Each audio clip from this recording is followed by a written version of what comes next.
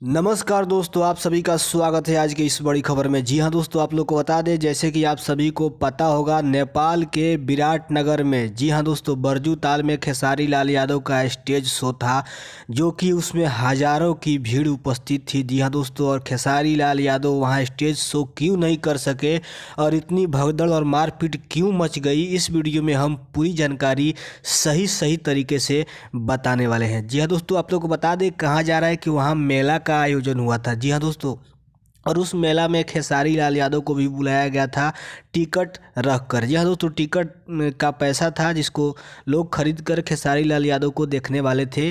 और ये कहानी है, आप लोग को बता दें, विराटनगर के बरजू ताल में। जी हाँ दोस्तों, आप लोग को बता दें, खेसारी लाल यादव जैसे ही वहाँ पहुँचे, जैसे कि आप लोग को बता दें, सुनने में वहाँ से आ रहा है कि वहाँ का प्रशासन आदेश दे दिया था मेला समिति को कि आप लोग मेला करवा सकते हैं। लेकिन जैसे ही वहाँ सब चीज़ आयोजित हो चुका था, प्रशासन तुरंत से आके वहाँ मना कर दिया कि आप लोग नहीं कर सकते हैं। जी हाँ दोस्तों, और इसी का कारण है कि खेसारी लाल यादव को भी रोक दिया गया और बाकी जो लोग आए हुए थे बाहर से मेला देखने या खेसारी लाल यादव को देखने, पैसा से टिकट खरीद के, उन लोगों को बहुत बुरा लगा और वो लोग भगदड़ मचाना शुरू कर दिए, तोड़ फोड़ करना शुरू कर दिए। जैसे देख सकते हैं, माही मनीषा का स्कॉर्पियो जलकर राख हो गया। खेसारी लाल यादव के साथ 4 स्कॉर्पियो गया हुआ था, वो सब जलकर राख हो गया।